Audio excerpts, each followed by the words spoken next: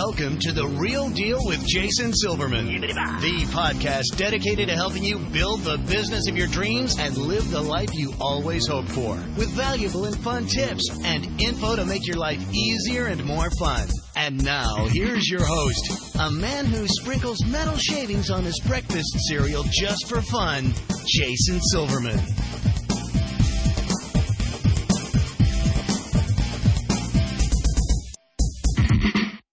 Hello, everybody, and welcome to The Real Deal with Jason Silverman. I'm your host, Jason Silverman, and I'm thrilled to share some time with you today. As you know, I'm always in the hunt for interesting as well as super smart real deal guests, and I gotta tell you, today's show is a winner. I want to introduce, and actually really reintroduce my listeners to somebody who's truly been there and done that. I'm excited to pick his brain once again for your benefit and, of course, for my own. So for the folks who I work with in any of my coaching programs through Power Forward's Character Development or All-Star Cheer Sites or the Jason's Army Mastermind Group, you know how much I focus on the importance of living proactively, right? Well, this show is going to help us to do just that. So today it's going to be my honor and privilege to share an absolutely amazing resource with you. You're going to love today's guest. He's got a ton of valuable information about one of those things that really moves the needle from average to awesome. So I want you to strap yourself in. Today's show is going to be a blast. As I'm sure you already know, I'm committed to helping business owners just like you to become more successful, enjoy your career more, and in general, make your life significantly more fun. We only get one ride on this merry-go-round, folks. Let's make sure it's one heck of a ride. Alrighty, boys and girls, it is now time. I want you to stop surfing Facebook, put away your phone, your tablet, your dog, your cat, your spouse, your child, anything that might possibly distract you from today's show. You're about to get some great and immediately implementable information, and I don't want you to miss even a second of it. So, before we officially get going, let me give you a little bit of background about our special guest expert today. Aaron Walker is without question a veteran entrepreneur. Starting his first business at 18 and selling to a Fortune 500 company 9 short years later demonstrates Aaron's passion for succeeding. Unwilling to rest on his past success, Aaron started, bought, and sold 8 successful companies over the past 37 years. Having a strong desire for personal development has kept Aaron in a weekly mastermind group for more than a decade with Dave Ramsey, Dan Miller, Ken Abraham, and 7 other notable Nashvillians. Aaron has enjoyed a 36-year marriage with his beautiful wife, Robin. Today, Aaron spends the majority of his time helping men grow in success and significance as president and founder of View from the Top, a premier life and business coaching resource. Aaron's newest book, View from the Top, is guaranteed to motivate and inspire you to live a successful and significant life. Aaron, welcome back to The Real Deal. I'm thrilled to have you back again. Hey, Jason. Thanks for having me back, man. I'm pretty fired up today. Awesome. Thank you. Awesome. Being fired up when it's 6 degrees is awesome. I know. It is a cold gentleman outside, but hey, it's warm in here, so I'm happy. All that matters. So, before we get started, and for those who haven't either listened to your past episode or read any of your books yet, do me a favor and take a second. Share your story with our listeners. What are you passionate about? What makes you tick? Who is Aaron Walker?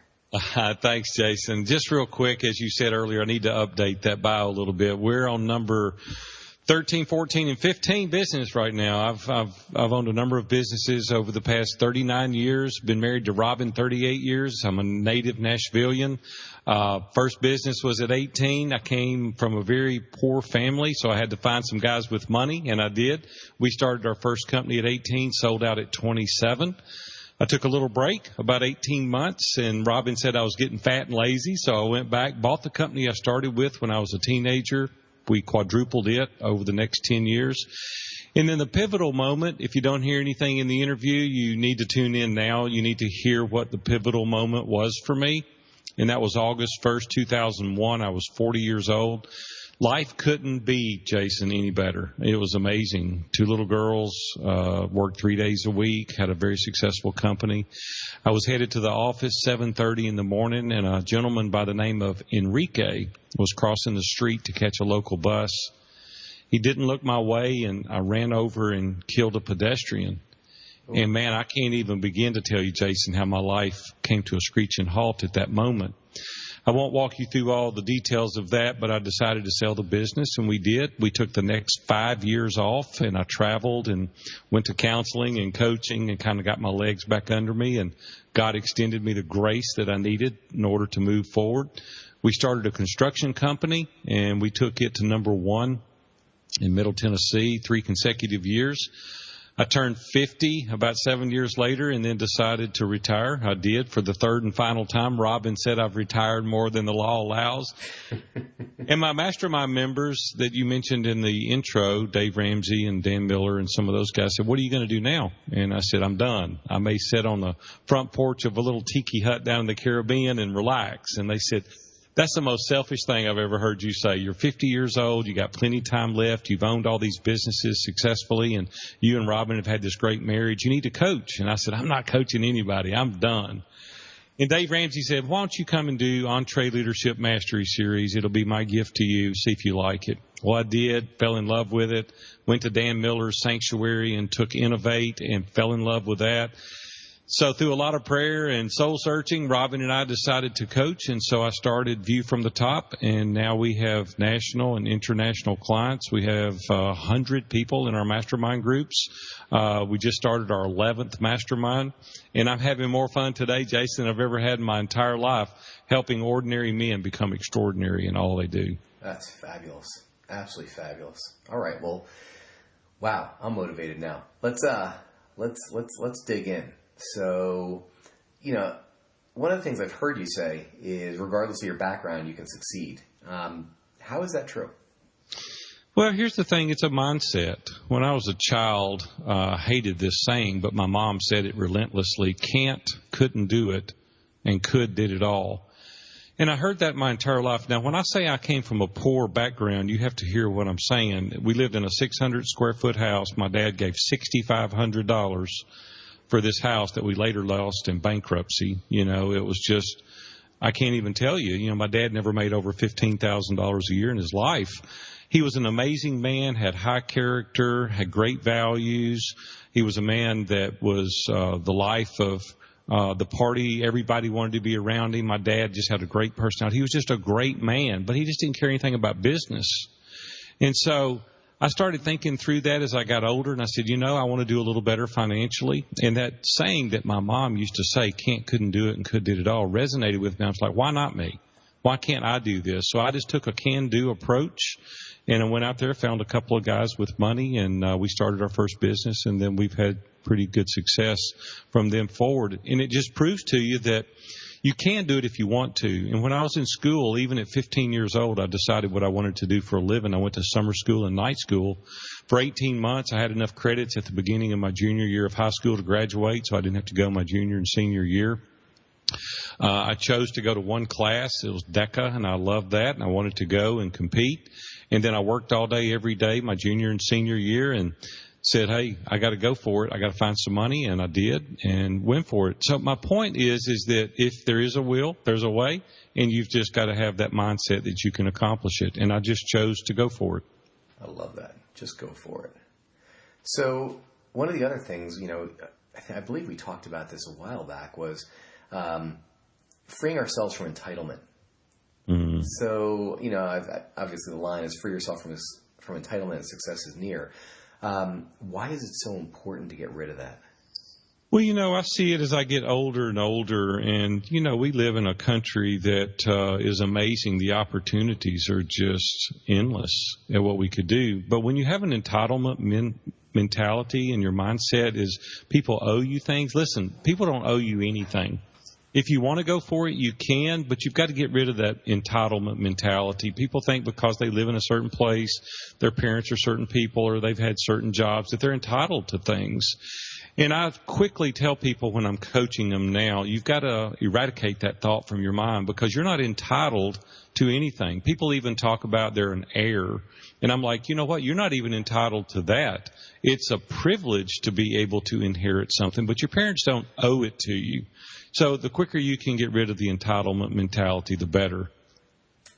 That makes a ton of sense. And it's actually just a heck of a lot healthier. So how would you suggest, if you were coaching somebody that, to use one of your lines, they go ahead and make a way where there's no trail?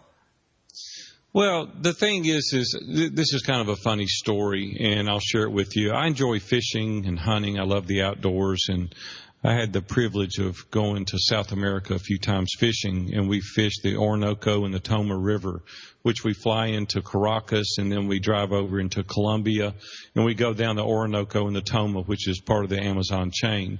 And we rode about 2 hours upriver, and when we got there, we started fishing. Well, I could see water on the other side of these trees, and there were little small trees, and I said, hey, I want to go over there. And the guide said, there's no way to get over there. I said, oh, no, we'll get over there. There's got to be a way. And he said, no, there's no way to get over there. And I said, you got that machete with you? And he started laughing. He goes, yeah.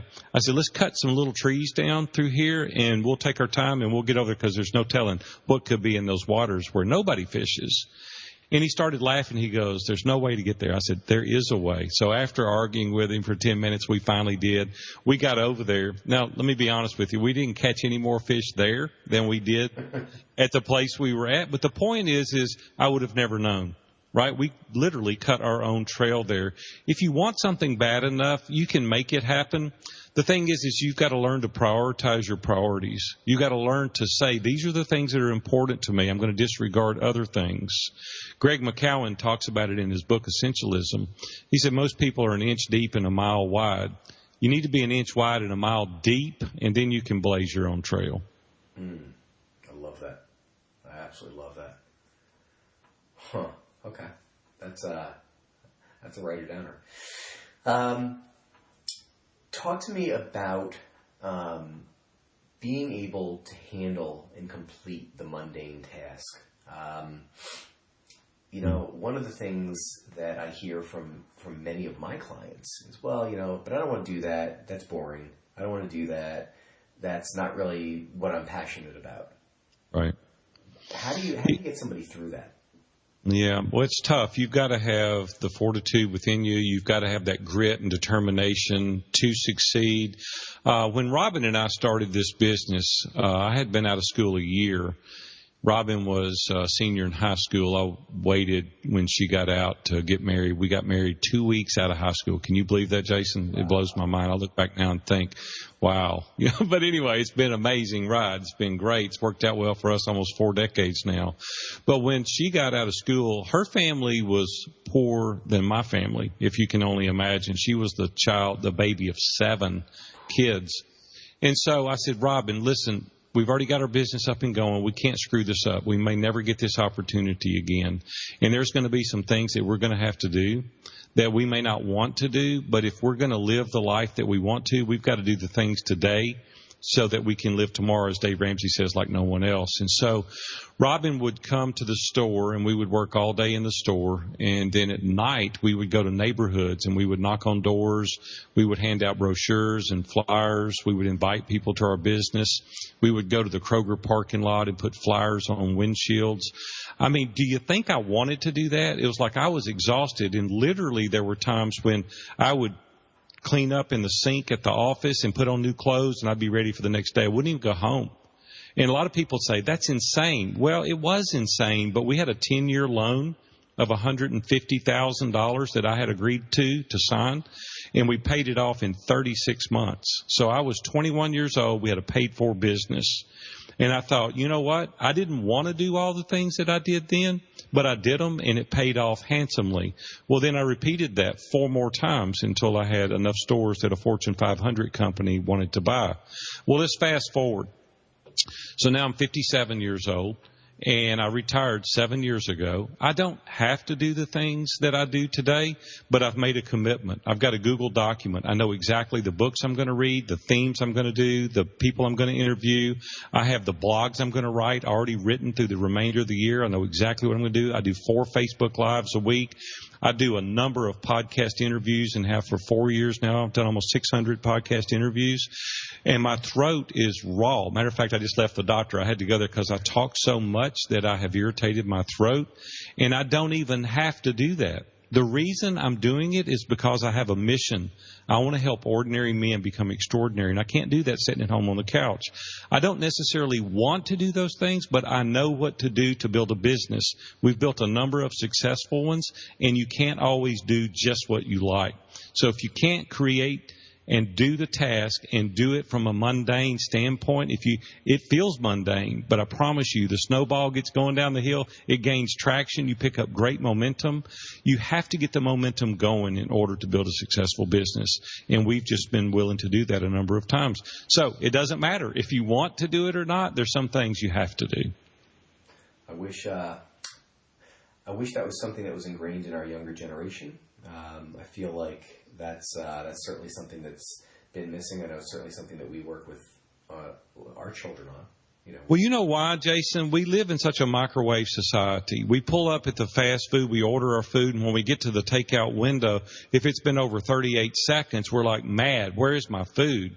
Everything we do today is microwave. Like, give it to me now, give it to me quick. Well, the regular cable's not fast enough. Now we got to have fiber that does 1,000 megabits, a second. And, we upload a picture and it takes a nanosecond. Nothing is fast enough. Nothing is fast enough. And so I'm just saying, slow down and think through the process and be willing to delay for the gratification of the better later. And I just tell people every single day, it's a long-term thing. It's not a quick-term fix. And the more you slow down and the better you have a long-term approach, the more successful you're going to be, the better you're going to enjoy it, the longer you'll keep it, and the more concrete evidence is true that it will sustain longer. And so just slow down just a notch. That's fair. One of the concepts that I love that you talk about is living proactively versus reactively. Right. How would you explain that in a nutshell to somebody who's probably going through their paces and takes what life throws at them? Well, here's what's happening right now every day. People get up, they take a shower, they go to work, they spend 30 minutes driving to a job that they hate. They make enough money to pay the mortgage on a house that they probably shouldn't have bought, and they don't even care what the car cost. It's just how much is the payment. They take vacations on a credit card, and then they spend the remainder of the year making payments on things that they're trapped. They feel like they're trapped because they have to go to the job to get the money to pay for these things. And I'm saying that if you'll take a little longer approach and think how you can work yourself out of that, and be disciplined. You don't have to keep up with the Joneses. You don't have to have the nicest car. You don't have to live in the best neighborhood. You can save your money and take a great vacation. Maybe it's not a cruise. Maybe it's to Gatlinburg for 3 days in a nice little chalet. Just live within your means. Live at a place that is comfortable so that you can get ahead. And that is the thing that Robin and I elected to do early on. It was like when we started making money and we paid off that first store, we were making a lot of money. I could have increased my livelihood, my lifestyle. I could have bought a nicer car. I could have lived in a much nicer house. First house we bought, Jason, was a condo, 600 square feet. It was about 580 square feet. It was $19,500. My payment on that was $205 a month. I remember it like it was yesterday. We sold that. I bought 3 of those. They were condos. I bought 3 of them, made $30,000 on a $1,500 investment. We bought a $79,000 house. We put 50% down. We lived there for 5 years. At this time, I owned 3 stores. I could have lived in any house I wanted. And I continued to pay off the debt fast. The next 10-year loan took me 48 months to pay off. And we continued to do that. Well, then you reach a point where there's a Fortune 500 wants to buy you, or you've built something big enough. But let's go backwards. If I had just stayed at the place I was at and took a decent salary and went and bought things that I shouldn't have bought, or I would have never built something that somebody else would have wanted to buy. I would have had a standard of living that was nice, but I never would have created any kind of wealth whatsoever. I would have had a nice job. I would have had a nice income. There's a big difference in having a job and building wealth. And you just have to have a different approach. And you just have to think through not having everything instantly. Just slow down just a bit. Take your time. That's fair. That's totally fair. So tell me what you found to be the biggest value and benefit of a mastermind. Obviously, this is somewhat of a loaded question in that, I'm thrilled to run a mastermind group, and I know the benefits, but you've been doing this a long, long time. So, what's the value to you? Yeah, several decades now. I was at a Chamber of Commerce. I'll give you a little backstory and it'll help you understand it better. I was at a Chamber of Commerce breakfast back in 1994, 1995, and there was this guy up there speaking about a new concept called the money game. Never heard of it. I live in Nashville. Dave lives in Nashville, and I heard him speak, and I went up and introduced myself. He was on one radio station in Nashville at the time, and I went up and introduced myself, and I said, hey, I just built a new office right down the street. I'd love for you to see it. Drove down there, looked at it. He said, hey, I love this. Would you advertise on my show? And I said, heck no. I don't even know you. I never even heard of you. He said, I'll give you a week free if you'll just try me. So I tried him, fell in love with what he does. Our business just went up like a skyrocket. I mean, it was crazy. I spent 21 years being Dave's sponsor on his radio station. We became good friends. A couple of years after that first encounter, I saw him at a Mercy Me concert at the Curb Center in Nashville. And he said, hey, I'm starting a mastermind. I'd love to have you participate. And I said, great. What is a mastermind? And he started laughing. He said, just show up at my office Wednesday morning, 7 o'clock. I'll introduce you to the guys. I show up. We go in his conference room. 10 guys there that I'd never met in my life. Didn't know any of them. I was nervous. I was apprehensive. I didn't have any idea what we were going to do. Started meeting every week. Week after week, we'd read books. We'd study. We'd pray together. We would share best practices and principles in business. And I started feeling really relaxed. And this veil started coming down. I'm like, hey, this is a safe environment, you know. We even signed non-disclosures, you know, because there were some guys in there that were making headway in their profession. And so I started sharing things personally and professionally, and they started giving me great advice. Well, to make a long story short, it radically changed my life. It gave me my own personal board of directors. It gave me a place that I could go and subject myself to the scrutiny of other men that had nothing to gain or lose as a result of what they told me, and they told me the truth. And so then I would take that back and I would implement the strategies, and I'm like, man, this works. I would go back week after week. They were educating me. They were helping me. I was helping them. I was promoting them in areas. And I'm like, this is unbelievable. Well, Jason, make a long story short, it changed my life because I had a place that I could let the veil down, be totally transparent. I could be vulnerable. I could be honest. I could be authentic. And so from that, strength started to grow because other people have different lenses. They have different life experiences. They have a way that they can tell you, hey, man, things that you don't even know to know. And then they hold you accountable. Hey, did you do that thing you said you were going to do? Well, you're dead-gum right I did, because I didn't want to go in a room with a bunch of professionals and not do what I was supposed to. Well, you know what happens when you do what you're supposed to? You become successful. Listen, procrastination is our enemy. When we don't share, when we're not vulnerable, when we're not transparent, we don't lay it up there on the table and tell everybody what we're going to do, we procrastinate. We kick the can down the road. Why should we do it? Nobody knows. But when you put yourself out there and make yourself vulnerable, it makes you successful. I want to tell you, the enemy to excellence is isolation. And if you want your life to go to the next level, you have got to get yourself around people that can take you there. Man, I love that. I absolutely love that the enemy of excellence is isolation. Perfect. All right, Aaron, it's time for our resource of the week. So how can my listeners find out more about you, your books, and all the amazing ways that you're helping change the world one person at a time? Well, the easiest thing is to go to my website, viewfromthetop.com. We've even got a couple of resources I want to give your audience. Is that okay, Jason? Y'all like gifts? That'd be fabulous. Yes, sir. If you'll go to viewfromthetop.com/real deal, there are 3 documents that I wrote years ago, and I use them every day. One is called a personal assessment. And in that personal assessment, you do a self-evaluation. You really understand your identity, your ideals, your relationships, your career, your faith, your family. You just really look at everything in its totality and understand who you are. The next one, Jason, most people never think about living proactively. They think about living reactively, is I developed a document called What Do I Want? And most people don't know the answers to the questions. I could say to most people, if you were not hindered geographically or financially, what would you do with your life tomorrow? Most people can't answer that. They don't know what they would do if they had a clean slate. And in this document, it helps you understand what you would do proactively. The latest one that I've created is a document about a spouse survey. It's things that you want your spouse to know and you're scared to tell. There's 25 questions that you answer honestly, and you email it to your spouse and say, hey, these are things that we need to discuss. Communication is paramount. These things I could charge for, but I'm not. I'm going to give them away. So go to viewfromthetop.com/real deal, and you can download those there for free. Thank you so much. That is fabulous. All right. So I always like to end my podcast with a telling question. So if you could give business owners just one quick, solid piece of advice to either help their business or, more importantly, help them to live a better life, what would that be? Here's the thing, Jason, that I have found out now over 40 years that is such a myth. People are afraid. And a lot of the times I ask them what they're afraid of, and normally it's failure. And I always say fear missing an opportunity more than you fear failure. See, I couldn't lay in bed at night and think, would it have worked? That would kill me. I had rather try it and it not work. See, first of all, I don't believe in failure. I think you either succeed or you learn. And you take those things that didn't work out exactly like you want and you pivot and you do the next thing. So it's the mindset. Carol Dweck talks about it in her book, Mindset. You either have a growth or a fixed mindset. Get the fear out of your way. Fear missing the opportunity more than you fear failure.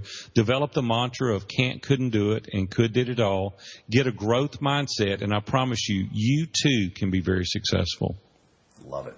Love it. Aaron, thank you so much for joining me today. I know how busy your schedule is, and it means the world to me that you share some time and just an amazing amount of wisdom with us. This has been fabulous.